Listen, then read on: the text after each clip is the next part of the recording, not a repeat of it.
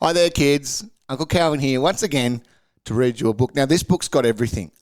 It's got tongue twisters, and it also covers the Essendon drug saga. Now, you can check that with your mum and dad about what that is, but it's a ripping story. It's called Bomber Betty's Bug Betting Brew. There's the tongue twister for you. Try saying that 5 times. Bomber Betty Bug, but you can't. It's just too hard to do. Anyway. Hi, my name is Donald. It's Calvin, but in this book it will be Donald. So, hi, my name is Donald. I was named after my granddad and my dad, which makes us all Dons. But the biggest Don of all is my grandma. She buys all these great presents from the Bomberland shop. Grandma makes sure all of her grandkids start barracking for the Bombers as soon as they're born. She loves Essendon so much that people call her Bomber Betty. Here we go.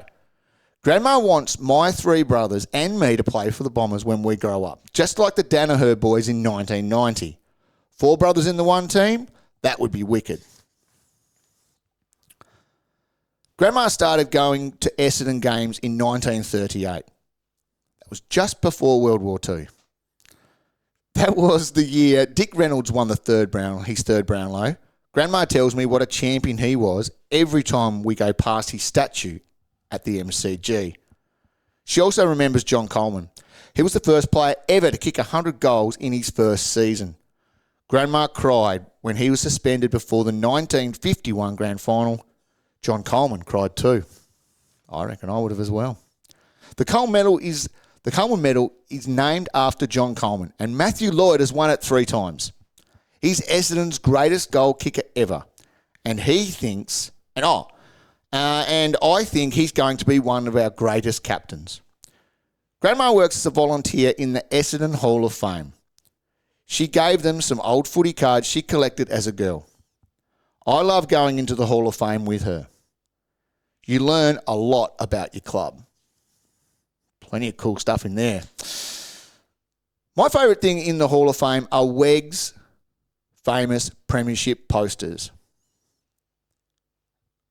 Will you do a Bombers poster this year, Weg? I hope so, Don.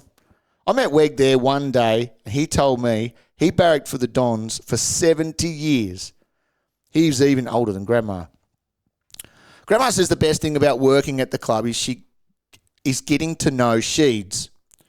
Just before his 500th AFL game, he had a terrible cold.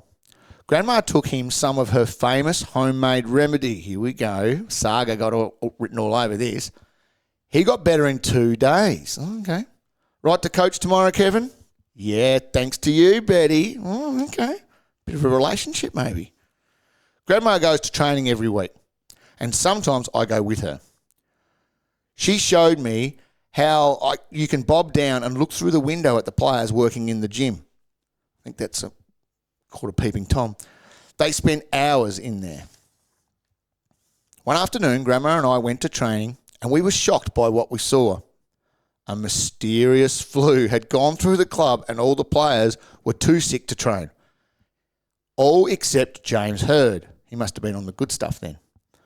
When Sheed saw Grandma, he asked her to go get some of the homemade remedy. He called it her bug-beating brew. She brought back it in big thermos she brought it back in big thermos flask full of it.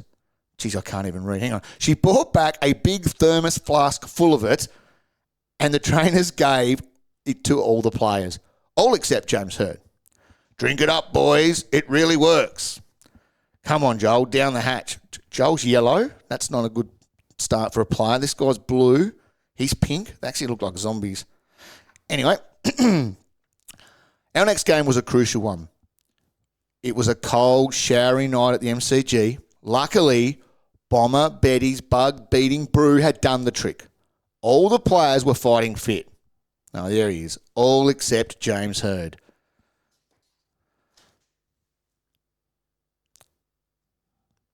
The Bombers were playing good footy, but with Hirdy on the bench, it was not quite good enough.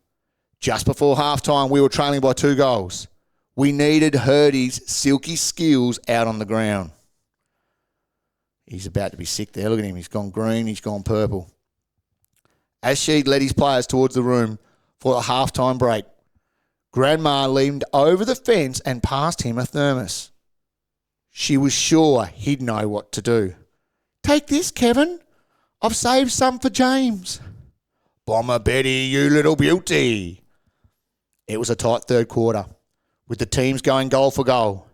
The players were following the coach's game plan, but without James Hird, an important part of the plan was missing. Great goal, Macca. That's Macca. 5 minutes into the last quarter, there was a great roar from the crowd. James Hird had run onto the ground. He ran straight into the pack, grabbed the ball, passed it to Matthew Lloyd. Lloydie checked the wind, putting it up in the air and straight through the middle. Whew. With seconds to play, we were 3 points down. Hirdy won a contested ball on the boundary line, snapped another great goal on the run, and kept running right to where Grandma was standing and gave her a quick hug. All the fans at the ground gave her a huge cheer. One thing's for sure, she deserved it. And there's the club song. So basically there, kids, what we've got is Grandma cooking up some special juice, okay? Not injecting it into the players, but giving it to the players in what we call the Essendon Drug Saga. So great little book there about Bomber Betty's bug-beating brew. We'll see you tomorrow night for the last one.